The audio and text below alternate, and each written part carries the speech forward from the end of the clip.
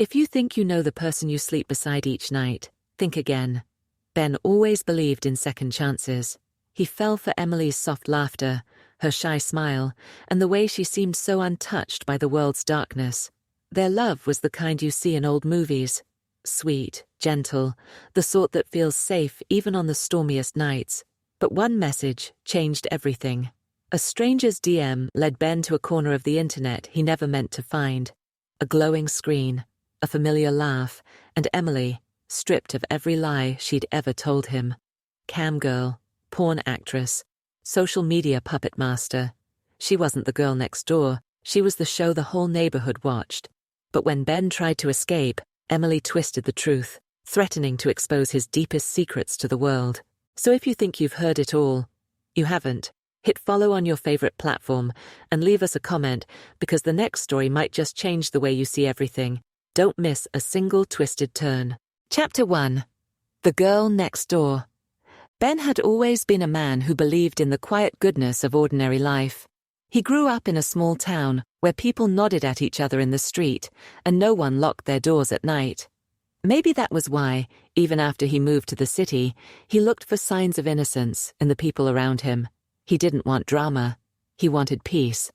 He met Emily on a rainy Thursday afternoon, in the kind of place where stories like his were supposed to begin. A corner bakery that smelled of cinnamon and sugar, where steam fogged up the windows, and strangers shared cramped tables without complaint.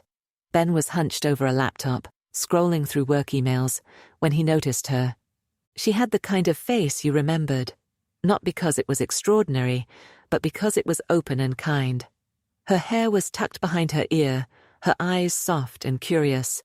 She laughed when the barista got her name wrong, said thank you with a little wave, and took her tea to the only empty chair in the bakery, right across from Ben. They struck up an easy conversation. She asked about the book he was reading. I love old mysteries. Told him she was new to the city.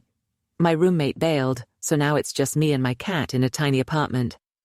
And listened when he talked about work, about missing home, about wanting something more.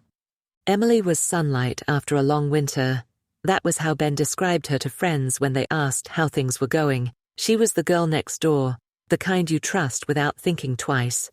They exchanged numbers, promising to meet again.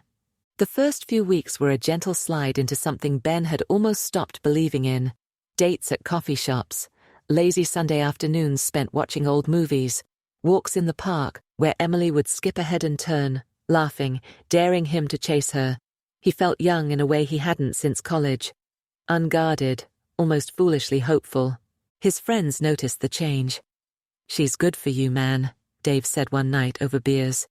You're actually smiling again. Even Ben's mother, a woman with opinions sharp enough to cut steel, approved. She met Emily over video chat, and by the end of the call was insisting they come home for Thanksgiving. She's a keeper, Benny. Don't mess this up. Emily slid into his life like she'd always belonged there. She liked her coffee sweet and her books old. She wore oversized sweaters in winter, hummed when she cooked, and never seemed to be in a hurry. Sometimes Ben wondered if it was all too good to be true. But every time she smiled at him across a crowded room, he let himself believe that good things really could last. And yet, even in those first golden months, there were shadows lurking just beyond the light. Small things. Emily was careful with her phone, always keeping it close, screen down. She said she didn't like social media, but her Instagram, private, minimal, was full of sunsets, coffee cups, and carefully filtered selfies. Harmless, Ben thought. Maybe she was just private. But some nights, she'd be gone for hours. Volunteering, she said. Or, yoga class ran late. She never invited Ben along. If he pressed, she would laugh, tousle his hair, and say, "You wouldn't enjoy it. It's all just gossip and downward dog." Ben wanted to trust her, so he did. It was on a Friday night in late October that he first felt the cold edge of doubt. The rain was coming down in sheets, drumming against the windows, when Emily came home long after dark. Her hair was damp, her cheeks flushed. She was jumpy, more than usual. "Sorry I'm late," she said, kissing him on the cheek. "Lost track of time." He tried to brush it off, but she was distant all evening, scrolling through her phone, responding to messages Ben couldn't see. When he asked who she was talking to, she smiled and said, "Abby from yoga." But Ben noticed something odd. The contact's name on her screen wasn't Abby. He recognized it as a local delivery service. He wanted to ask, but the words died in his throat. Instead, he watched her from across the room, wondering if he was just being paranoid. The next morning, Emily was gone before Ben woke up. A note on the fridge, her handwriting neat and looping, said, "Late volunteer shift, coffee with the girls, love you." He read it twice, trying to feel reassured. But something felt off. Ben decided to keep himself busy. He went for a run, picked up groceries, tried to lose himself in errands, but his mind kept circling back to Emily. He checked her Instagram. Still private, still carefully curated, still nothing out of the ordinary. When she got home, Emily was her old self again. She laughed at his jokes, cooked dinner, curled up next to him on the couch. If there was something wrong, she was hiding it well. But over the next few weeks, the pattern repeated. Emily would disappear for hours, always with a ready excuse. She'd get defensive if Ben asked too many questions. Sometimes he'd wake in the middle of the night to find her sitting in the kitchen, staring at her phone, the screen casting eerie shadows across her face. One night, curiosity got the better of him. Emily was asleep, her phone buzzing with notifications. Ben reached for it, but it was locked. He knew her passcode, her birthday, but it didn't work. He lay awake until morning, the glow of the streetlights making strange patterns on the ceiling. He wanted to trust her. He needed to. But something was wrong. Emily began to pull away, becoming more elusive with each passing week. Their conversations grew shorter, her laughter more strained. She no longer left her phone unattended, and her laptop was always closed, password protected. Ben started to doubt himself. Maybe he was the problem. Maybe he was too insecure, too controlling. He tried to make it up to her. Flowers, surprise dates, even a weekend trip to the coast. For a little while, things seemed better. Emily relaxed, let her guard down. She even let Ben take pictures of her on the beach, her hair blowing in the wind, eyes shining in the golden afternoon light. But the next morning, she deleted every photo from his phone while he was in the shower. "I looked weird," she said, forcing a smile. "You know I hate pictures." Ben didn't argue. He was afraid of pushing her away. Thanksgiving came and went. They visited his family, ate too much, played board games with his nephews. Emily was charming, sweet, the perfect girlfriend. His mother hugged her tight, whispering, "Don't let him get away with anything, honey." But as soon as they got back to the city, Emily seemed to unravel. She was anxious, jittery, snapping at Ben for small things. She stopped cooking, stopped laughing. She'd spend hours locked in the bathroom, music blasting to drown out the world. One night, after another silent dinner, Ben tried to talk to her.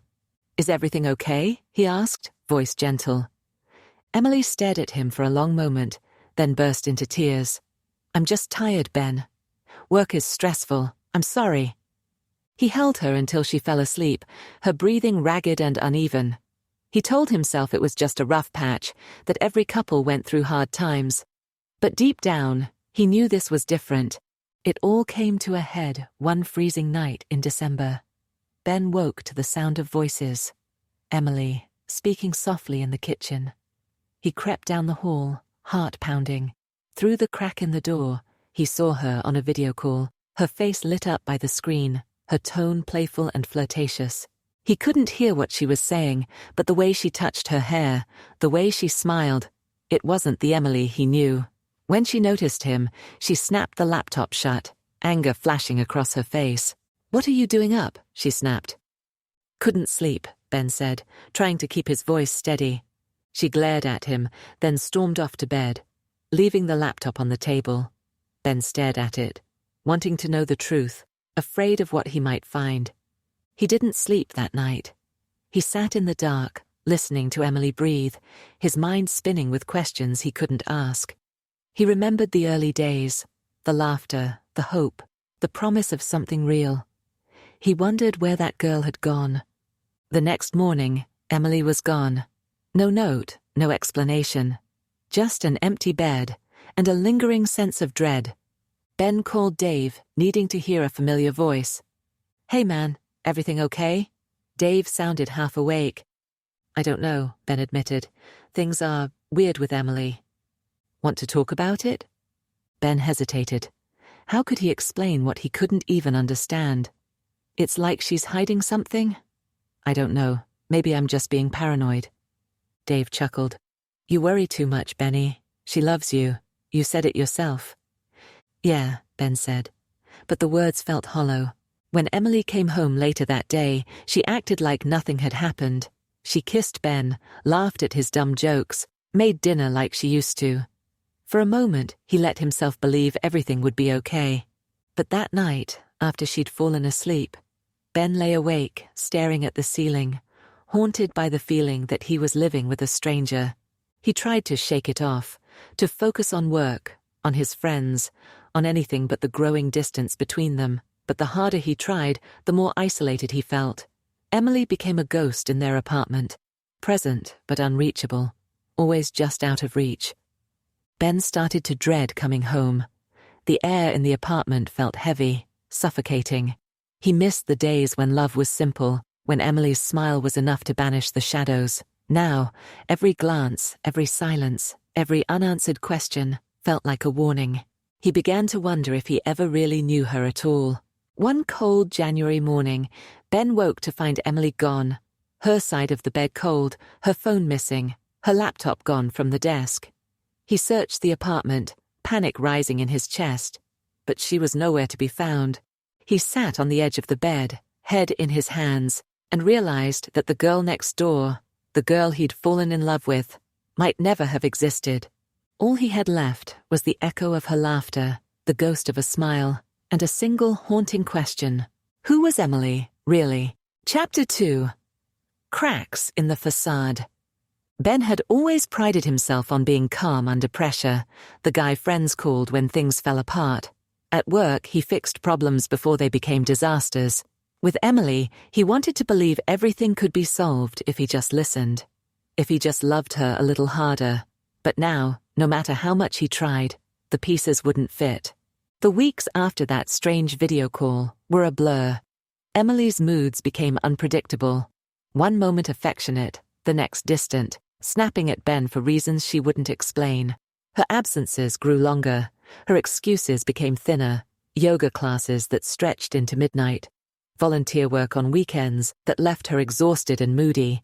Sometimes she came home with expensive new clothes, or shoes she insisted were on ridiculous sale. Ben tried to tell himself this was just how life got sometimes.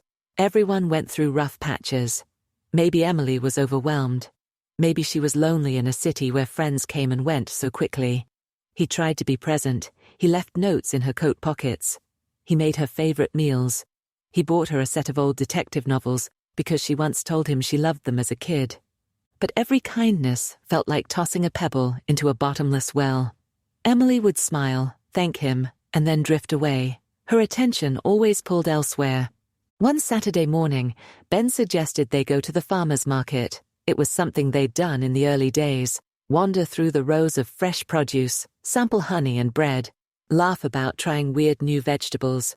Emily hesitated, then agreed, but her smile didn't reach her eyes. At the market, Ben tried to recapture the old magic. He made jokes about the size of the carrots, challenged Emily to pick out the weirdest fruit. She laughed, once briefly, but kept glancing at her phone, her thumb dancing over the screen. Eventually, she wandered off, promising to meet him by the bakery stall in 10 minutes. Ben stood among the crowds, feeling invisible. When he finally found Emily, she was on the phone, voice low, back turned to him. She ended the call as he approached, shoving her phone into her purse with a forced smile. "Sorry, work stuff," she said. "On a Saturday?" Ben tried to sound light, but suspicion crept into his tone. Emily shrugged, reaching for his hand.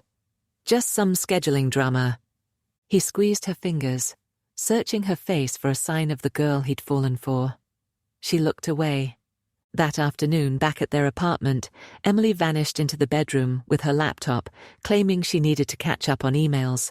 Ben sat in the living room, staring at the wall, the television on mute. The apartment felt smaller than ever, as if the walls were closing in. He wanted to call Dave, to vent his worries, but stopped himself. What could he say? That his girlfriend was acting strange? That he was afraid for reasons he couldn't even articulate? Later, when Emily emerged, she looked tired, her eyes ringed with shadows. "Long day?" Ben asked. She nodded, collapsing onto the couch. He sat beside her, hesitating before putting his arm around her shoulders. "Is everything okay?" he tried. "You seem far away." Emily was silent for a moment. Then with a sigh she leaned into him. "I'm just tired, Ben. Work's crazy. Life's crazy. I promise, it's nothing you've done."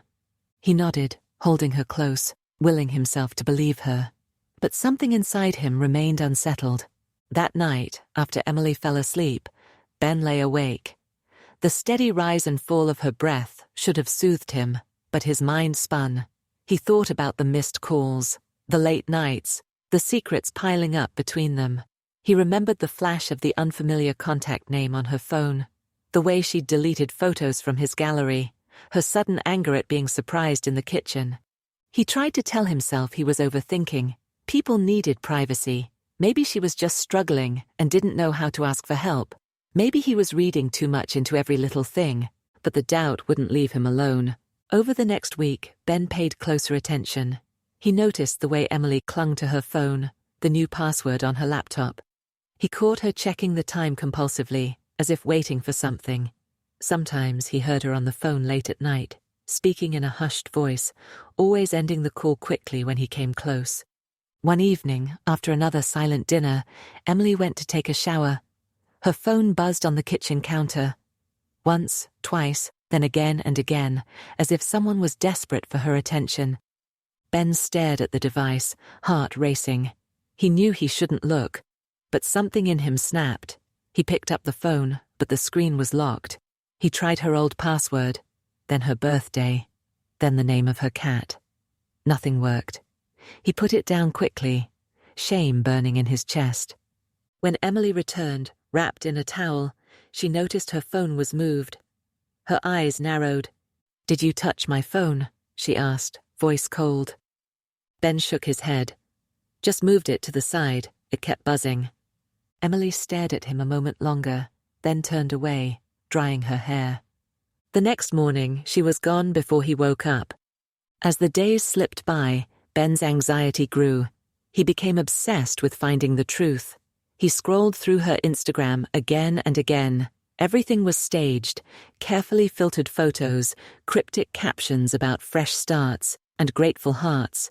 He checked the accounts she followed, looking for clues, but found nothing out of place. It was all perfectly normal, too normal. He started paying attention to Emily's routines. She always left at the same times, always had an excuse ready. Yoga, volunteering, errands, book club, friend's birthday, work meetings. She never invited him along, and when he offered to join, she smiled apologetically and said it was just a girl's thing, or really boring, trust me. The more Ben watched, the more he realized how little he knew about Emily's life outside their apartment. He knew her favorite movies, the way she liked her tea, the songs she sang in the shower, but he didn't know her friends. He didn't know where she really went when she left. He didn't know what she did when she was alone. One afternoon he tried to surprise her at the yoga studio she claimed to visit every Thursday. He waited in the lobby, glancing at his phone, his nerves jangling. When the class let out, a stream of women filed past him, none of them Emily. He checked again, waited another 10 minutes, then finally asked the woman at the front desk if Emily had attended. The woman shook her head. "Sorry, I don't recognize the name. Are you sure you have the right studio?" Ben left, his heart pounding, shame rising in his throat. He was spying on his own girlfriend. What was wrong with him? That night, Emily came home late, as always. He tried to play it cool, but she was in a prickly mood, snapping at him for leaving dishes in the sink. "I've had a long day, Ben. Can you just not?" He apologized, tried to make things right, but she slammed the bedroom door and stayed inside for hours. He could hear her talking, low and urgent, through the wall. He wanted to knock, to demand answers, but he didn't know what to say. Instead, he lay on the couch, listening to the city outside, wondering how love could turn so quickly from comfort to confusion. The breaking point came late one Friday night. Emily was out, claiming she had a volunteer shift at a local shelter. Ben stayed home, watching television, nursing a beer, trying to distract himself. But his mind kept circling back to Emily. Where she was, what she was doing, who she was with. Around midnight, his phone buzzed. A message from an unknown account on Instagram. No name, no introduction, just a link. Ben hesitated, his thumb hovering over the screen. He knew he shouldn't open it. He knew nothing good ever came from random messages in the middle of the night. But curiosity, fear, and suspicion pushed him over the edge. He tapped the link. The page loaded slowly, the screen filling with color and sound. At first, Ben couldn't make sense of what he was seeing. It was a video, grainy, low-lit, but unmistakable. A woman in a silk robe, her face half hidden behind a lace mask. Her voice was familiar, playful, teasing, intimate. She spoke to the camera as if it were a lover, promising secrets, inviting the audience in. And then, in a flash of laughter, she slipped off the mask. Ben's breath caught in his throat. It was Emily. Her hair was down, her lips painted bright red, her eyes shining. She looked nothing like the shy, quiet girl he knew. In the video, she was bold, seductive, alive in a way Ben had never seen. He watched, numb, as she spoke to her audience, promising private shows, whispering dirty jokes, laughing at their comments. The chat window beside the video scrolled with messages, tips, compliments, requests. Ben's mind reeled. This wasn't some old college mistake. The video was dated last week. Ben closed the window, his hands shaking. He sat in the dark, the blue light of his phone flickering in his palm. Everything he thought he knew about Emily unraveled in an instant. He checked the message again. No explanation, no signature, no hint of who had sent it. Just a single, silent accusation. You don't know who she is. When Emily returned home later that night, Ben was sitting on the couch, staring at nothing. She slipped off her shoes, humming to herself, before noticing the tension in the room. Everything okay? She asked, her tone light, but her eyes sharp. Ben struggled for words. How was volunteering? Emily hesitated. Just a heartbeat, but enough for Ben to notice. It was fine, she said, forcing a smile. Busy. Why? He wanted to scream, to demand the truth, to show her the video and ask how she could lie so easily. But the words caught in his throat. Instead, he nodded, rising to his feet. I'm tired. I'm going to bed. Emily watched him, her expression unreadable. Good night, Ben, she said, her voice soft, almost sad. Ben didn't sleep. He lay awake, staring at the ceiling. The image of Emily on the screen burned into his mind. He thought of all the little lies, the late nights, the secrecy, the fake smiles. He thought of the woman in the video, bold and unashamed, a stranger in his girlfriend's skin. He tried to remember the last time he'd felt truly close to her, and realized he couldn't.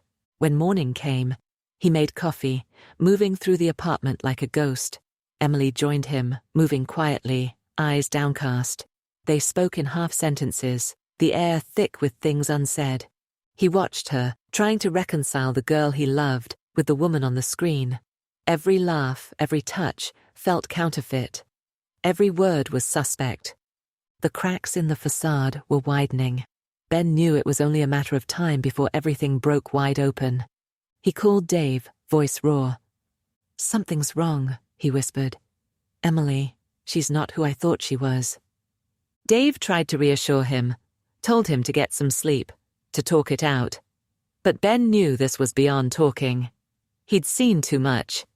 He spent the rest of the day pacing the apartment, replaying every memory, every moment, searching for the lies he'd missed.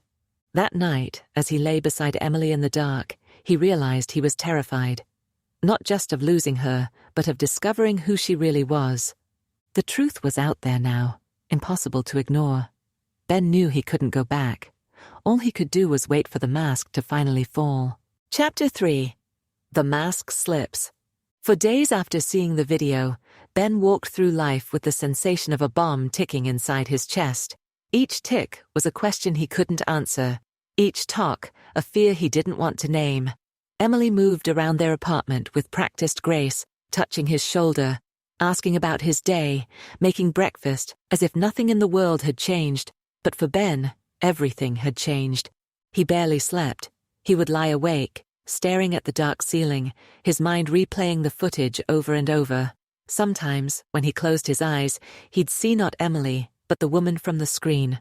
Her voice lower, her gaze locked on the camera, her smile sly and calculated. Other times he saw her turning to him, mask slipping and asking, "Do you still love me now?" Ben became an expert at pretending. He smiled when Emily looked at him. He responded to her stories, even laughed when she made a joke. Inside, he was a man on a high wire. One wrong step from disaster. Emily was always busy now, always just out of reach. She left early and returned late. Her phone was never more than an arm's length away, even in the shower. When she took calls, she spoke in a low, urgent tone, sometimes locking herself in the bathroom for privacy. If Ben asked what was wrong, she would shrug and say, "Just work. I hate that job. Sorry if I'm moody." Then she'd kiss his cheek and tell him she loved him. At times, Ben wondered if she knew he was onto her. Maybe she could sense the tension in the way he moved, the way he'd pause at the door to their bedroom, listening for clues. Maybe she had noticed the way he never quite met her eyes anymore, but if she did, she gave no sign. The only person Ben could talk to was Dave. He called late one night, voice trembling, needing to say something out loud. "Dave, have you ever felt like you're living with a stranger? Like, really a stranger?" Dave grunted, half asleep. "Man, you're overthinking again. Take her out, talk it out. Don't go all crazy. Girls like their space sometimes, you know." Ben wanted to laugh, but all he managed was a sigh. "Yeah, maybe you're right." But Dave wasn't right. Ben knew he couldn't ignore the truth. He'd seen too much. It was a Tuesday when the second message arrived. Same anonymous account, same silent invitation. This time it was a link to a different site, a subscription platform. Ben's hands shook as he opened it. There was a paywall, but he didn't need access to see the preview image. Emily, or rather, Ella Noir, her online persona, sitting on a velvet chair in a neon-lit room, looking straight at the camera, mask in her lap, the faintest smirk playing on her lips. The profile was polished and professional. There were hundreds of posts, photos, videos, live session announcements. Ben scrolled through the comments. Hundreds of followers praised Ella for being the perfect fantasy. Sweet one moment, wild the next. Some paid for custom videos. Some sent tips. Some wrote long, desperate messages, hoping for a response. Ben felt sick. He looked at the clock. It was nearly midnight. Emily was in the bedroom, headphones on, laptop open. She claimed she was working on a project for her remote job. Now, Ben knew better. He watched her from the doorway. Her eyes were fixed on the screen, her lips moving in a silent conversation. She glanced up, startled to see him. "Hey," she said, pulling off her headphones. "Couldn't sleep?" Ben shook his head, forcing a smile. "Just thirsty." She watched him for a moment, then turned back to her laptop. He lingered in the kitchen, hands shaking as he poured water into a glass. The walls of the apartment seemed to close in, the silence so heavy it pressed against his skull. For a moment, he considered packing a bag and leaving. But where would he go? What would he say? He sat in the living room, the TV flickering in the background. Every so often he heard Emily's muffled laughter, the low murmur of her voice as she worked. Ben's mind spun. Was she talking to strangers? Performing for them? Was she recording something now, while he sat just a few feet away? The thought made him dizzy. The next morning, Ben decided to act. He waited until Emily left for her volunteer shift at the shelter. He listened for the sound of the elevator, then hurried to her desk. Her laptop was password protected, but Ben remembered her favorite quote. "The the same one she'd used on her old phone. He typed it in, hands sweating. The screen flickered, then opened. Ben's stomach dropped as he scanned her desktop. There were folders with cryptic names: clients, promo, archive, scripts. His breath quickened as he clicked through them. He found spreadsheets listing usernames, payments, and dates. He found scripts for shows, lists of custom requests, notes on what each client liked or disliked. There were dozens of videos, some short, some long, all starring Emily in various outfits, sometimes masked, sometimes not. He opened one file at random. Emily's voice filled the room, confident, flirtatious, unrecognizable. She talked directly to the viewer, promising to fulfill their fantasies, laughing at private jokes Ben had never heard before. He closed the file, bile rising in his throat. Digging deeper, he found something else. Messages. Private conversations with clients, some going back months. The tone shifted from playful to intimate to calculating. Some men begged for her attention. Some offered money for secrets. Some threatened to ruin her if she ignored them. Ben read through one chain of messages, horrified. Emily played each man like a violin, flirting, teasing, drawing out tips and gifts. Sometimes she let them think they were special. Sometimes she was blunt. "It's a job, babe. Don't get attached." She never mentioned Ben. In her online world, she was single, available, and always ready to play. Ben's hands shook as he scrolled further. He found references to blacklist, block, fake names. Emily was careful, meticulous. She kept her identities separate, covering her tracks at every turn. He closed the laptop, heart pounding. He wanted to scream, to break something, to confront her. But when Emily returned, smiling and flushed from the cold, Ben couldn't bring himself to say a word. He watched her unpack groceries, humming softly, pretending to be the woman he thought he knew. He wondered how many other people she pretended for. Ben started keeping notes, scraps of paper hidden in his jacket, reminders in his phone disguised as shopping lists. He needed to make sense of what he was living through. Every day, he added a new observation. Emily's calls at odd hours, the lingerie she'd buy and never wear for him, the way she deleted her browser history every night. He stopped sleeping in their bed, claiming insomnia. Emily shrugged, said she understood, and let him be. Their conversations shrank to essentials: groceries, bills, the cat's vet appointment. When they did talk, Emily was distracted, her eyes always flickering to her phone, as if waiting for a better offer. Ben tried to reach out to friends, but found himself pulling away. What could he say? That he'd discovered his girlfriend's secret life and was paralyzed by fear and shame? That he was too scared to leave? That he didn't even know who he was anymore? He walked the city for hours, replaying their early days, the bakery, the laughter, the feeling of hope. He wondered if any of it was real. He wondered if he was going crazy. One afternoon he stopped by the yoga studio again, hoping to catch Emily in a lie. This time he watched from across the street. She never showed up. Instead, she texted him an hour later. Class was good, grabbing smoothies with the girls. Love you. Ben stared at the message, anger boiling in his chest. That night, the confrontation finally came. They were sitting on the couch, TV on but ignored, each pretending to be interested in their own screens. Emily scrolled through her phone, fingers tapping in rapid bursts. Ben couldn't take it anymore. "Emily," he said, his voice low and shaky. "We need to talk." She looked up, surprised. "About what?" He stared at her, searching for the right words. "About where you go, about what you do, about everything." Emily's expression changed. She put her phone down, leaning forward. "What's this about, Ben?" He swallowed. "I know you're not volunteering. I know you're not going to yoga. I know about Ella Noire. I know what you do online." For a long moment, Emily was silent. Then her face shifted. Fear, then anger, then something icy and unreadable. "How did you find out?" she asked, her tone flat. Ben shook his head. "Does it matter?" She shrugged, her calm unnerving. "It's a job, Ben. It's how I pay the bills. I keep it separate.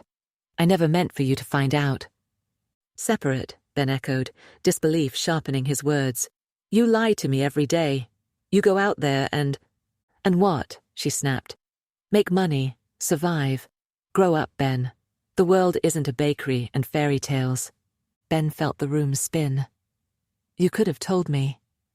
Emily laughed, a harsh, hollow sound. And what would you have done? Judged me? Left me? Or worse, tried to save me? He was speechless. She leaned in, her eyes hard. Don't pretend you're innocent. You've got secrets too. Ben shook his head, at a loss. This isn't about me. Emily's lips curled into a bitter smile. Isn't it? You're not as clean as you pretend. Those photos you sent me. The things you asked for. Ben felt a chill run through him. He remembered the private messages, the jokes, the fantasies they'd shared. He'd trusted her. He never thought she would use those moments against him. She stood, grabbing her phone. You don't want to play this game, Ben. Trust me. Ben sat frozen as she disappeared into the bedroom, the door slamming behind her. He stared at the blank TV screen, his reflection warped and ghostly. The mask had slipped, but Ben realized something else. Emily had more power than he ever imagined. And now she knew he was watching. After that night, everything in the apartment shifted. Emily was no longer pretending. She took calls in the open, worked on her laptop at the kitchen table, dressed in ways that made Ben blush. Sometimes she'd pause and glance at him, daring him to say something. She didn't hide the money anymore either. Packages arrived at the door. Clothes, makeup, gadgets. Sometimes she'd open them with a flourish, holding up a lacy bra or a new camera, locking eyes with Ben. This is work, she'd say. Don't like it. There's the door. Ben felt trapped. If he left, what would she do? Would she tell people his secrets? Would she expose the things he'd shared in confidence? Would she ruin his life the way she'd built hers, one click at a time? He started saving money, stashing cash in the lining of his jacket, just in case. He made copies of important documents, backed up his phone, deleted old messages. He thought about telling Dave, but stopped every time. The shame was too heavy. He began researching online, how to erase your digital footprint, how to protect yourself from revenge porn, how to disappear.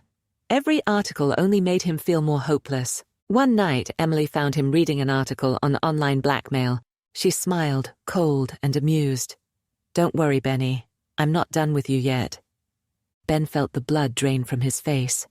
The mask was gone now, and Ben could see Emily clearly for the first time. She was not the girl next door. She was not a victim. She was a survivor, a manipulator, a woman who used every tool at her disposal. He realized, with a jolt of terror, that he was only just beginning to understand what she was truly capable of. He lay in bed that night, the city noise humming in the distance, and wondered how long he could keep living like this. The mask had slipped. The performance was over. Now, the real game was about to begin. Chapter 4. Confrontation. For days after the mask slipped, the apartment felt like a pressure cooker, with the lid bolted tight. Ben and Emily orbited each other in the tightest of spaces, neither willing to be the first to break. The sun rose and set in silence. Meals were a choreography of avoidance, one in the kitchen, one on the couch, both stealing glances and measuring the other's next move. Ben found himself drifting through his routines as if underwater.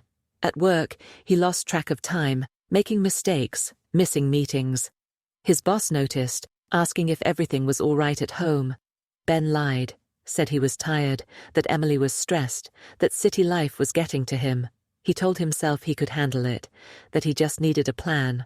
But every night he came home to a minefield, never knowing when a step would blow everything to pieces. Emily, for her part, seemed liberated by the reveal.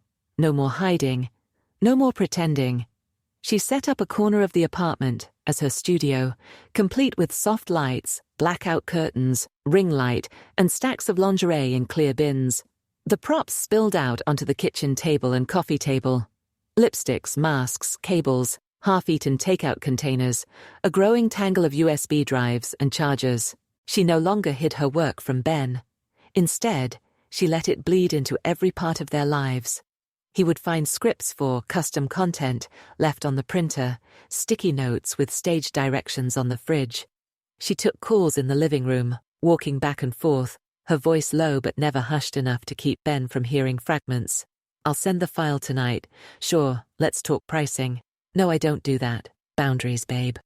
Sometimes she'd glance up and meet Ben's eyes, as if daring him to say something. The first few times he looked away, but gradually the anger inside him boiled higher. He was being erased, rewritten in his own home. He became obsessed with reclaiming some piece of normalcy. He did the dishes, vacuumed, took out the trash, mundane acts that anchored him to a time before everything fell apart. He started sleeping on the couch, the distance between them now a chasm impossible to cross. And then came the messages. It began one evening, after Emily finished a live stream and retreated to the bedroom. Ben was cleaning up when his phone buzzed. An anonymous text from a number he didn't recognize. "How's it feel being a cuck?" Ben's blood ran cold. He deleted the message, but a second one followed. "Check the site. Your girl's famous." He tried to steady his hands as he went online. On Emily's platform, he scrolled through comments. Some users seemed to know about him, mocking, crude, calling him names, speculating about his private life. The details were too close, too personal. Someone had to be leaking information. That night, Ben confronted Emily. He stood in the hallway, heart pounding. Emily was at her desk, editing video, headphones on. He waited until she noticed him. "What?" she said, taking off the headphones. "People are messaging me," Ben said, forcing calm. "They know about me. About us." Emily shrugged. "Welcome to the internet. People are nosy." Ben clenched his jaw. "They know things only you could tell them. Are you talking about me on your shows?" Emily's expression cooled. "I don't use your name. If someone figured it out, that's not my fault. Besides, half the men on there think I'm single, half think I'm married. It's just part of the act." "It's not an act to me," Ben shouted, louder than he intended. Emily flinched, then stood, her posture stiff. "Keep your voice down." "Or what?" Ben challenged. Emily stared at him, her face unreadable. "You want to do this now? Fine. You want honesty? Here it is. This is who I am. This is how I make money. I'm not ashamed. I built all this from nothing. If you can't handle it, leave." Ben's hands shook. "It's not about the job, Emily. It's the lies. It's the fact that you made me part of your story without my consent." She scoffed. "You don't know what you're talking about." He pressed on. "I've seen your messages, Emily. The scripts, the lists, the way you talk to those guys. You manipulated me. You're manipulating them." Emily's eyes narrowed. "Everyone manipulates, Ben. You act like you're better, but you keep secrets too. You snoop. You spy. You play the victim." "I never threatened you," Ben shot back. "You can't say the same." Emily's lips curled into a sneer. "You think you can blackmail me? I've survived worse than you. You want to make this ugly? You'll lose." Ben stared at her, all the love and longing twisted into something sharp and brittle. "I just want out, Emily. I want to leave." Emily was silent for a long time. Then she picked up her phone, scrolling for a moment before holding it up. On the screen were messages, private conversations Ben thought were safe. Some were old, some recent, all intimate. "You leave," she said, her voice low and cold, "and I post these. Everywhere. Your job, your family, your friends. I'll send them all the things you sent me, the videos, the fantasies, everything. I'll ruin you, Ben." Ben's heart stopped. "You wouldn't." Emily smirked. "Try me. Go ahead. Walk out that door. See what happens." That night, Ben sat on the couch, staring at the floor as Emily worked in the bedroom. His mind raced. Could she really do it? Would she? He remembered the stories he'd read online about revenge porn, about lives destroyed in a single click. He imagined his mother's face, his boss's voice, the humiliation, the shame. He felt trapped, completely, utterly trapped. He could leave, but the price would be total annihilation. Or he could stay, living in this purgatory, watching his life slip away, bit by bit. He tried to think rationally. Maybe Emily was bluffing. Maybe if he called her on it, she'd back down. Or maybe she was as ruthless as she seemed. He weighed his options for hours, the sky outside turning from blue to black to grey. Finally, he texted Dave. "Ben, can you talk? Emergency." Dave, "What's up? You okay?" Ben, "Not really. I need somewhere to stay. Just for a bit." Dave, "You want me to come get you?" Ben hesitated. What would he say? What could he tell his best friend that would make sense? Ben, "Not yet. I'll figure it out." He put the phone down, hands shaking. In the morning, Ben woke to find Emily already up, making coffee. She slid a mug across the counter without meeting his eyes. "Don't try anything stupid today," she said quietly. He stared at her, searching for the woman he used to love. There was nothing left of her in the cold line of her jaw, the clipped tone of her voice. He realized that somewhere along the way, Emily had made a choice: survival over sentiment, control over connection. Ben spent the day wandering the city, desperate for escape. Every time his phone buzzed, his pulse spiked. Was it Emily? Was it someone else? Someone who'd seen something online? He became paranoid, imagining eyes on him everywhere. A city of strangers who all knew his secrets. At lunchtime, he ducked into a library, finding a seat in the quietest corner he could find. He opened his laptop, searching for advice, for stories of people who'd escaped similar situations. Most advice was bleak. Get legal help, go to the police, change your number, document everything. But even the stories with happy endings were scarred by damage, by fear, by the knowledge that once something was online, it could never truly disappear. Ben started to make copies of everything. He forwarded emails to a private address, took screenshots of Emily's threats, backed up his own phone. He deleted old accounts, changed passwords, wiped as much of himself off the internet as he could. He even wrote a letter to his mother, sealed and hidden in his suitcase, just in case things went bad. When he returned home, Emily was filming in the living room, her voice drifting through the door. He slipped into the bedroom, gathering a few clothes, his laptop, his backup drive. He wondered if Emily would notice if he just vanished, or if she'd chase him, follow through on her threats. He sat on the edge of the bed, breathing shallowly. He couldn't keep living like this. He needed help. That night, as Emily slept, Ben finally called Dave. "Man, you sound terrible," Dave said, concern clear in his voice. Ben's voice broke. "I think I'm in trouble." Dave was silent for a beat. "Is she hurting you?" Not like that. She's threatening to ruin me. If I leave, she says she'll post private stuff I can't take back." Dave whistled low. "That's messed up, man. You need to get out. We'll figure it out. I can call a lawyer, maybe even the cops." Ben shook his head, tears stinging his eyes. "She's smart, Dave. She won't leave a trace. I can't prove anything. And if I push her, it could get worse." Dave exhaled. "Okay, listen, pack a bag. Send me what you have. I'll hang on to it just in case. And Ben, don't let her see you're scared. You hear me? Don't give her that power." Ben managed a shaky laugh. Easier said than done. The next morning, Ben made a copy of his files and left them in a locker at the train station, sending Dave the code.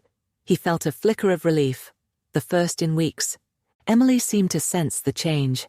She watched him over breakfast, eyes narrow. "What are you smiling about?" she demanded. "Nothing," Ben lied. "Just tired of fighting." She stared at him, trying to read his thoughts. Then she smiled, sweet as sugar. "Good. Because I'd hate for things to get ugly." Ben forced himself to meet her gaze. "You already made them ugly, Emily. You just don't want to admit it." She laughed, low and cold. "Keep pushing, Benny. See what happens." Ben left for work, his heart pounding. But this time, he had a plan. He wasn't powerless anymore. He'd seen the truth behind the mask. Now, it was just a question of who would break first. That night, a thunderstorm rolled over the city, rattling the windows and shaking the old pipes in their building. Ben watched the rain from the couch, Emily's laughter echoing from her studio. The air crackled with energy, a storm brewing both inside and out. He thought about all the ways this could end. Badly, quietly, explosively. He thought about leaving, about running. But most of all, he thought about surviving.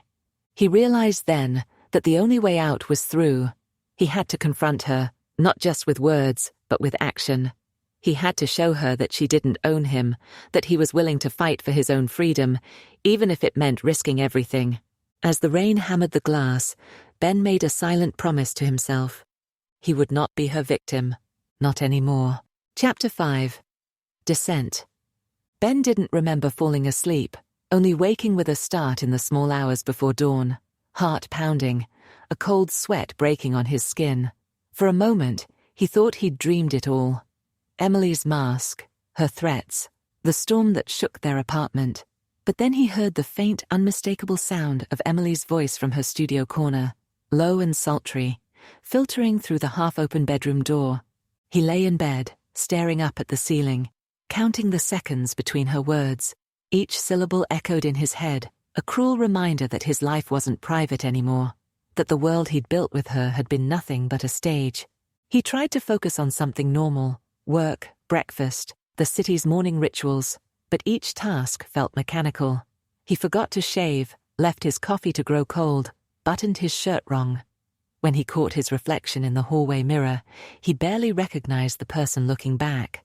Hollow-eyed, stubble growing, shoulders slumped like a man twice his age. He went to work, but the office felt like an alien world. He answered questions wrong in meetings. He snapped at a coworker who asked if he was okay. He watched the clock, wishing every minute would pass faster so he could get away, even if away meant returning to the hell he now called home. At lunch, he sat in the break room alone, scrolling through his phone. He checked every app, every message, afraid something new would appear. A leak, a taunt, another threat. His hands shook as he checked Emily's public accounts. She had posted another photo that morning, all innocence and soft light, a carefully staged scene. Tea on the windowsill, a book he knew she'd never read, a caption about embracing self-love. There was no hint of the Emily he knew, no trace of the woman who held him hostage behind a wall of secrets. He called Dave, desperate for a voice that didn't judge, that could anchor him to reality. "Talk to me, man," Dave said, sounding more awake than usual. "How bad is it?" Ben's voice cracked. "I don't know. She's everywhere, Dave. I can't move without feeling like I'm being watched." "Did you do what I said? Back up your stuff? Send it to me?" "Yeah," Ben whispered. "It's safe." "Good. Next step is figuring out where you'll go. Can you come here tonight?" "I can't," Ben said, voice trembling. "She'll know. She watches everything I do. If I just disappear, she'll send it all out." Dave cursed softly. "She's got you by the balls, huh?" Ben let out a hollow laugh. "Yeah, and she knows it." Dave was quiet for a long time. "Listen, you can't do this alone. Find someone, anyone, who'll help you. A lawyer, a support group, the cops, even HR at work if you have to. But get someone in your corner, Ben. You don't have to fight her by yourself." Ben nodded, eyes stinging. "Thanks, Dave. I'll try." He hung up, staring at the phone until the screen went dark. He wished there was a button he could press to erase the past year, to wake up next to someone else, someone safe. He left work early, faking illness, and rode the train home with a pounding heart. He kept his eyes down, afraid of running into someone who might know, who might have seen something online. He watched the city rush past, the blur of strangers, the dizzying freedom of people who didn't know his secrets. At his stop, he hesitated on the platform, the winter air biting at his face. For a moment, he considered just walking away, leaving everything behind, disappearing into the city. But the fear of what Emily could do, the images she could send, the humiliation she could unleash, kept him rooted to the ground. He took the stairs two at a time, unlocked the apartment door, and stepped inside. The apartment was quiet, save for the hum of Emily's ring light in the other room. She was filming again, her voice drifting down the hallway, seductive and bright. Ben tried not to listen, but he couldn't block it out. It was everywhere, on her lips, in the walls, in his head. He made dinner for himself, barely tasting the food. He washed dishes with trembling hands, glancing over his shoulder every few seconds, sure he'd find Emily standing behind him, phone in hand, recording. At one point she emerged, dressed in a silk robe, her makeup perfect. She moved through the room with confidence, her gaze cool and appraising. "Everything okay?" she asked, her tone laced with sarcasm. "Fine," Ben muttered, not meeting her eyes. She lingered, studying him. "You seem tense. You should relax. Want to watch a movie later?" Ben shook his head. "I'm tired." Emily shrugged, turning away. "Suit yourself." He watched her disappear into her studio again, the door clicking shut. He waited until he heard the music playing, then crept down the hall, pressing his ear to the door. Inside, he could hear her speaking, laughing, teasing, promising her viewers everything and nothing at once. He felt sick. That night, Ben tried to sleep on the couch. The storm had passed, but the apartment still felt charged, as if waiting for another blow to fall. He drifted in and out of uneasy dreams, waking at every sound. Sometime after midnight, his phone buzzed. Another anonymous number. He opened the message with dread. "Saw your face in the background, man. Nice." He stared at the words, panic building in his chest. Had he walked into a shot? Had Emily done it on purpose? He checked her site, scrolling through the latest video. In the last few seconds, as Emily signed off, he saw himself in the mirror behind her. Rumpled, hollow-eyed, just a shape moving through the background. His breath came in short gasps. He texted Dave. "Ben, she got me on camera. People are messaging me." "Dave, you need to get out now." "Ben, she'll destroy me." "Dave, she already is."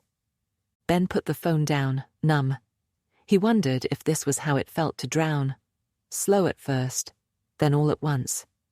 He got up, pacing the apartment. He checked locks, windows, his backup drive. He packed a small bag, just in case, and hid it under the couch. He opened his laptop, searching for answers. He read about people who had escaped abusive relationships, who had rebuilt their lives from nothing. Most had scars, some never recovered, but a few had survived. He clung to those stories, repeating their mantras in his head. "You are not alone. You are not what she says you are. You can get out." The days blurred together. Ben lived in a cycle of fear and exhaustion. Emily's threats grew more pointed, passing comments about his family, about his job, about things only he and she knew. "Would be a shame if your mum saw those texts," she said one morning, sipping her coffee. Ben's hands shook. "Leave her out of this." Emily smiled. "Depends on you." He went to work, always on edge, afraid of what he might find in his inbox. He changed passwords, deleted accounts, tried to erase his digital presence, but the internet had a memory longer than any human's. One afternoon his boss called him into her office.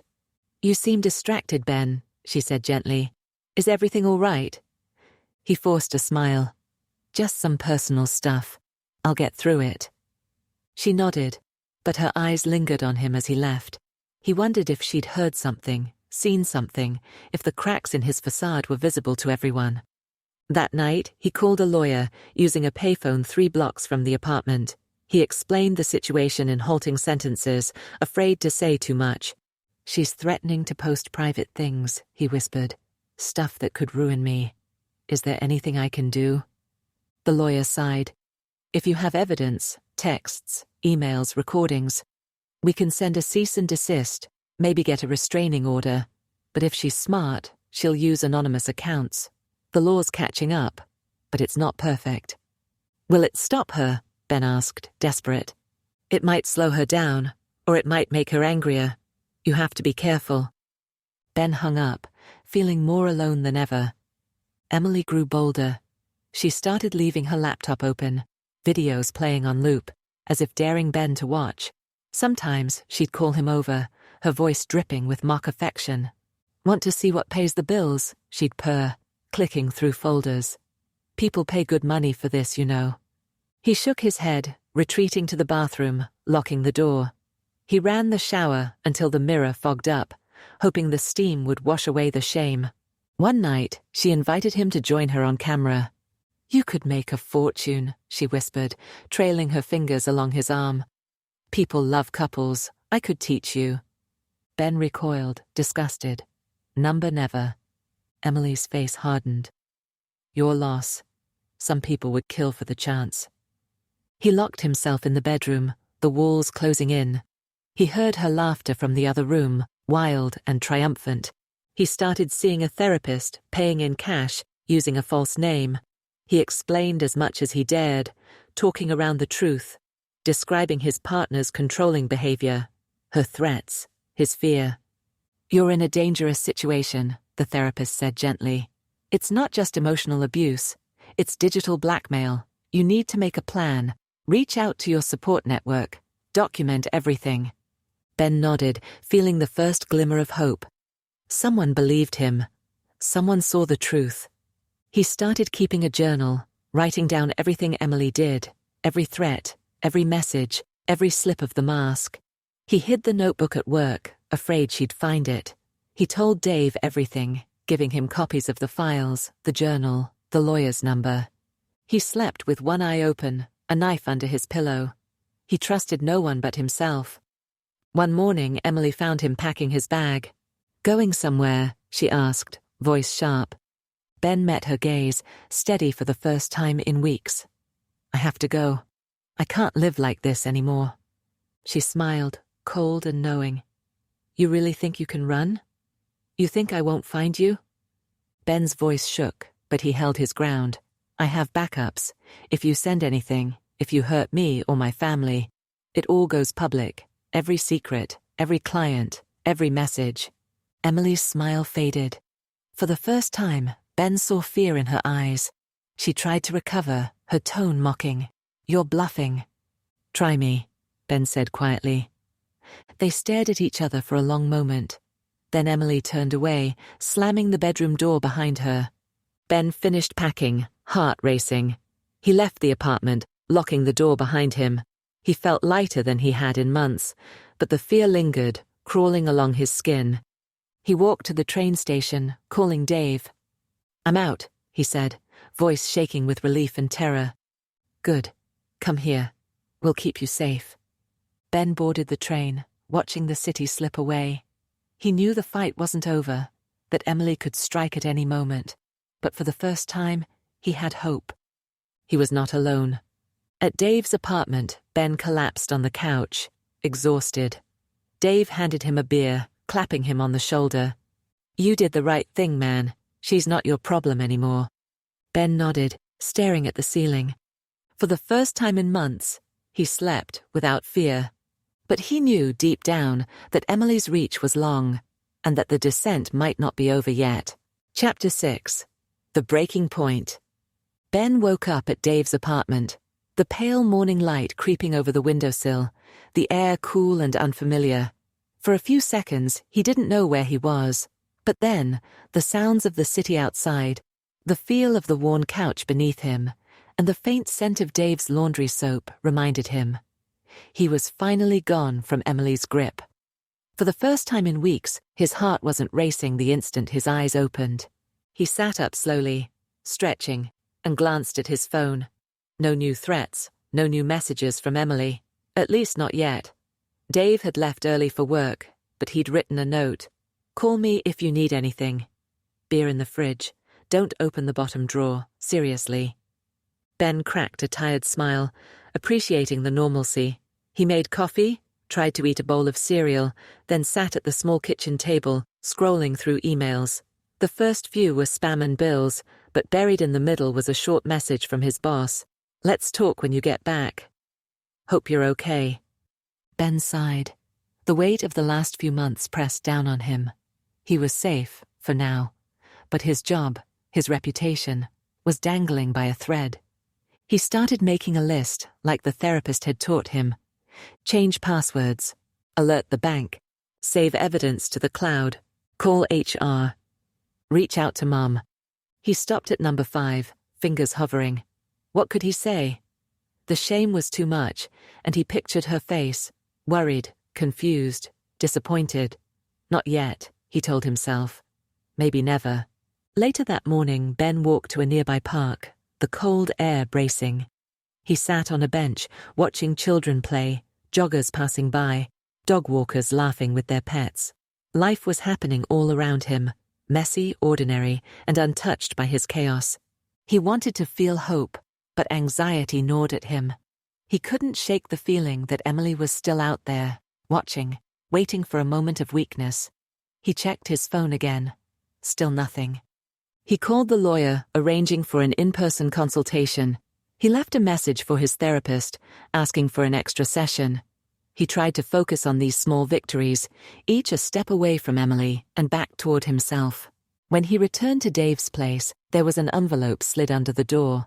At first, he thought it was junk mail, but his name was scrawled across the front in looping letters he recognized all too well.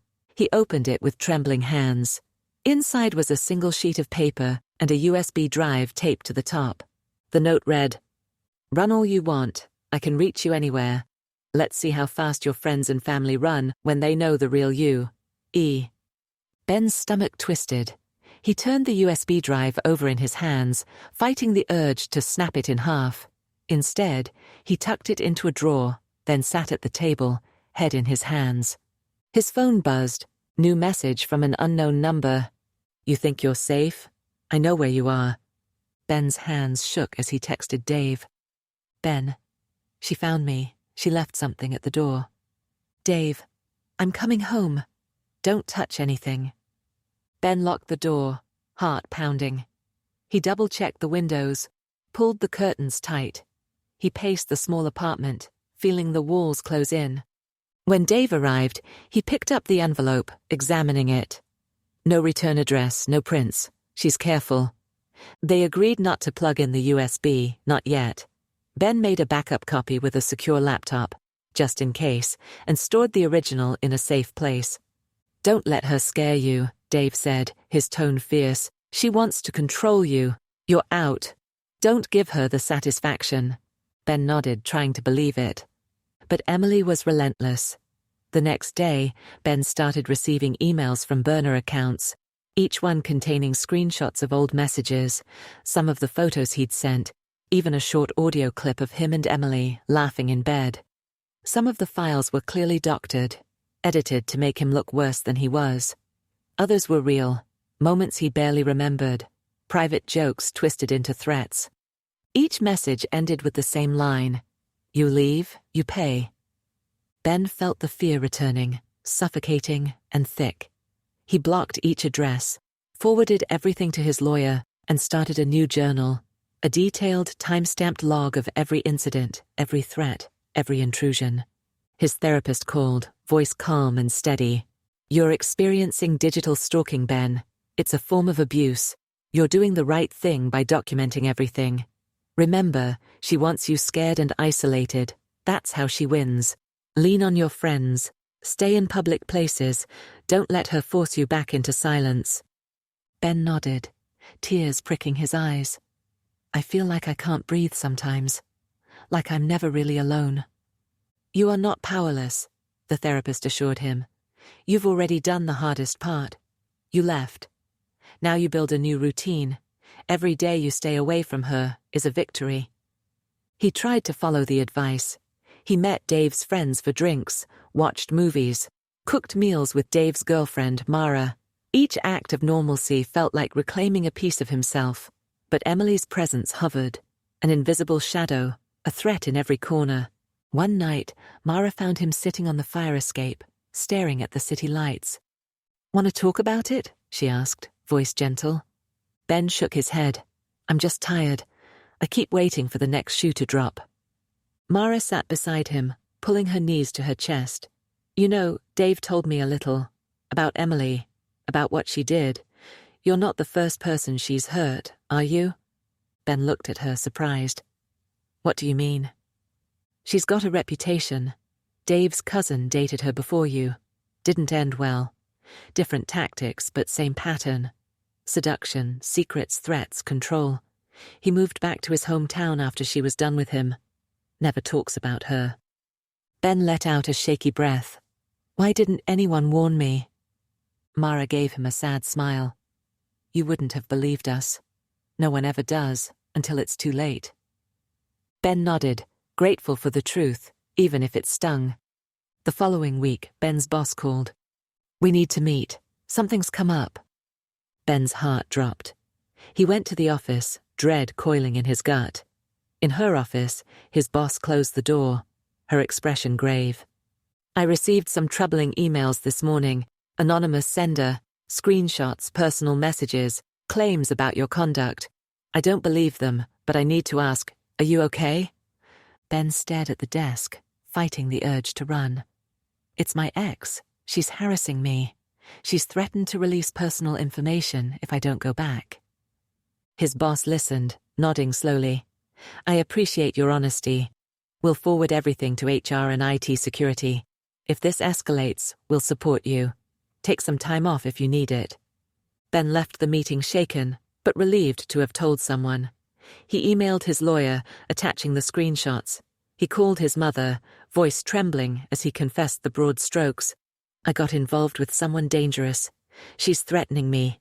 I might need to disappear for a while. She cried, begged him to come home, but Ben knew he couldn't. Not yet. Emily's campaign continued. Ben began seeing strange posts online, comments under his name, fake profiles with his photo, even threads on anonymous message boards speculating about his secret life. He knew some people would believe the lies, that others would share them just for the drama. His therapist reminded him, shame grows in silence. You don't have to hide. He reached out to an online support group for victims of revenge porn and digital abuse. Their stories were harrowing, but their support was fierce. He learned new ways to protect himself, to document everything, to push back legally. Ben realized, slowly, that the shame was not his to carry. He was the survivor, not the perpetrator. One night Emily called. He let it go to voicemail, but the sound of her voice made his skin crawl. You can't erase me, Ben. You can't run forever. If I go down, you go down. Remember that. He forwarded the message to his lawyer, then blocked the number. Dave found him in the kitchen, hands shaking as he poured a glass of water. Ben, you're doing everything right, Dave said quietly. Don't let her win. Don't let her make you feel small. Ben nodded, swallowing hard.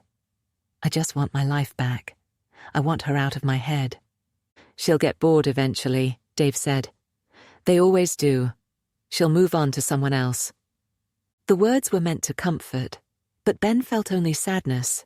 He thought of the next person who'd fall for her lies, the next life she'd unravel. The breaking point came a few days later. Ben received a message from his mother. Who is this woman emailing me about you? Should I be worried? Ben's heart broke. He called her immediately, explaining as best he could, telling her to ignore everything, to block the address. I'm so sorry, Mom, he whispered. I never wanted you to be involved. Her voice was shaky but strong. I don't care what she says. I love you. You're my son. Ben hung up, wiping his eyes. He went to the park, standing under the wide, empty sky, breathing deeply. He realized he couldn't control Emily, couldn't control what she did or who she hurt, but he could control how he responded. He could be honest, be vigilant, and refuse to let her poison any more of his life. He met with his lawyer, preparing formal complaints and evidence for the police. He contacted every site where she had posted, asking for removals, sending legal notices. Some complied, some ignored him, but the act of fighting back gave him strength. He reached out to his boss again, to HR, to everyone in his life who mattered. He told the truth, calmly and without shame. Emily's power, he realized, was rooted in secrecy and fear. Every time he refused to be silent, she lost a little more control. Late one night, Dave found Ben sitting at the kitchen table, exhausted, but lighter than he'd been in months. How you feeling? Dave asked. handing him a beer. Ben managed to smile. Better. Not done yet, but better. Good, Dave said. You've come a long way, man. Ben looked out at the city, the lights glowing against the darkness. I just want to move forward, to feel free again. He knew it wouldn't happen overnight. Emily might never stop entirely. But he wasn't her victim anymore. He was his own man again. Scarred, but unbroken. Tomorrow he'd wake up and fight again. But for tonight, he was at peace. Chapter 7. Escape. The air was still the morning Ben walked into the courthouse, papers in hand, shoulders square. For the first time in months, he wasn't looking over his shoulder. He wore a charcoal blazer borrowed from Dave, and though his hands trembled, his eyes held something they hadn't in a long time. Resolve. His lawyer met him on the front steps, clipboard tucked under one arm, her expression calm and focused. You're doing the right thing, she said. We'll file for a protective order. Between the evidence you've provided and the timeline, you have a solid case. Ben nodded. What happens next? We put the courts in motion. That means she gets served. She'll have to stop all contact, direct or indirect. If she retaliates, it becomes criminal. Ben exhaled slowly. I'm ready. But part of him wasn't sure. He still remembered the way Emily could turn anything into a trap, how she could cry on command, twist every story, make herself look like the victim. But he had something stronger now. Proof. Screenshots, voicemails, witnesses, and the courage to say no. They walked into the building together. Ben's jaw tightened when he signed the forms. His name beside hers on the official complaint made it all feel real in a way it hadn't before. There it was, in black and white. Digital harassment, threats, revenge pornography, psychological abuse. He walked out feeling like he'd dropped 100 pounds. That afternoon, Ben sat on a bench outside the city library, sipping lukewarm coffee, his phone resting in his lap. He stared at the screen, half expecting it to light up with another message from Emily, another reminder that she was always just a click away. But the screen stayed dark. Dave joined him 20 minutes later, holding 2 hot dogs and 2 beers in a paper tray. Thought you'd need a reward, he said, sitting beside Ben. You really did it, huh? Ben took the beer, nodding. Yeah, I did. I'm proud of you. Ben smiled, grateful. I'm not sure if it's over, but it feels like the tide's turning. Dave handed him one of the hot dogs. So what's next? Ben looked up at the skyline. I start over. Where? I've been thinking about that, Ben said. Maybe somewhere quiet, coastal, maybe a small town. I want a life without noise. Dave nodded. You'll make it work. But if she comes back...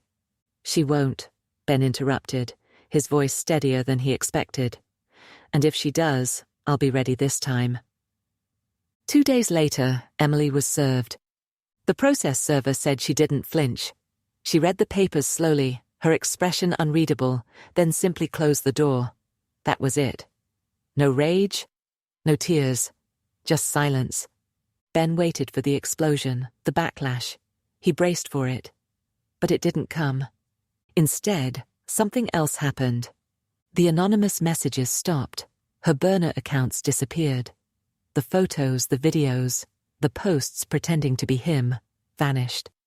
Her main profile on her cam platform was deleted. Just like that, she was gone. At first, Ben didn't believe it. He kept checking every day. He looked for signs, Reddit threads, gossip boards, mutual follows, but it was as if she had vanished into digital smoke. She's cutting bait, his lawyer explained. When abusers lose control, they do one of 2 things: lash out or move on. You took away her leverage. You stopped playing. That makes you less useful to her. But why stop now? Ben asked. Because you showed her you'd fight back. She can't win the same way. Ben let that sink in. It didn't feel like a victory. It felt like waking up from a long, disorienting fever dream. There was no celebration, no dramatic ending, just quiet, and the space to heal. Ben moved out of Dave's apartment 2 weeks later. He found a small place near the coast, an old one-bedroom with creaky floors and a balcony that overlooked a slow-moving river. The town was quiet, filled with bookstores, bike trails, and an old movie theater that still played classics every Friday. He started volunteering at the community center, helping seniors learn how to use email and smartphones. He laughed at the irony, teaching people how to engage online while still learning how to protect himself.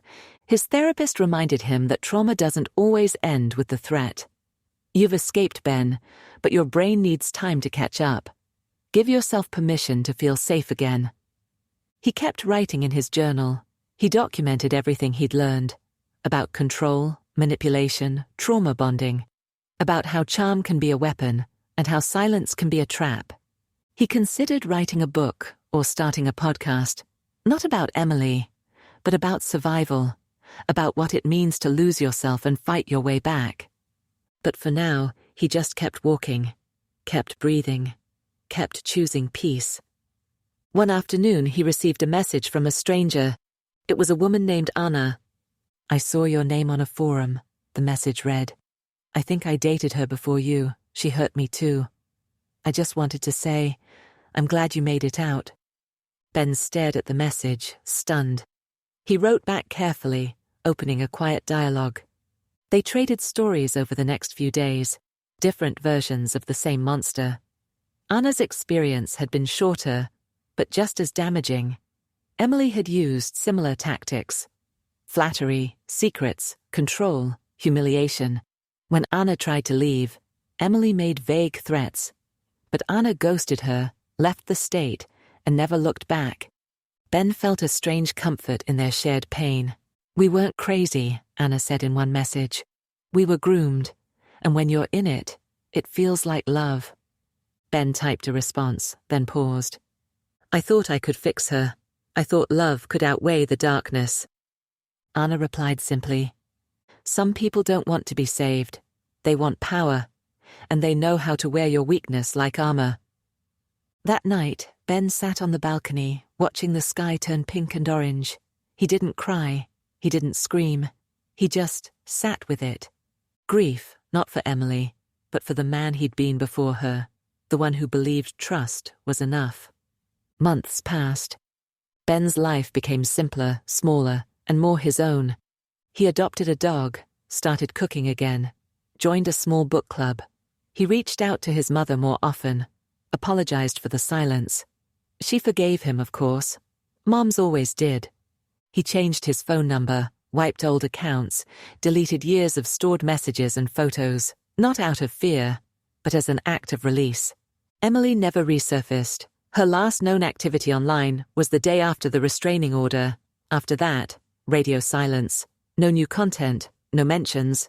She'd gone underground or reinvented herself with a new name. He hoped whoever met her next would see through the performance, but he knew many wouldn't. He didn't need revenge. He didn't need closure. What he had was better, peace, and boundaries. On the anniversary of the day he left, Ben walked the coast alone. He stood at the edge of the cliffs, the ocean roaring beneath him. He breathed deeply, filling his lungs with salt and wind. He pulled out his phone, opened a fresh note, and began to write. "I was manipulated, humiliated, blackmailed, and I survived. Not because I'm brave, but because I refused to disappear, because I refused to believe that fear had to be permanent." He closed the note, saved it, and smiled. Behind him, the world was loud, but ahead, the future was open, and this time, no one else would write his story.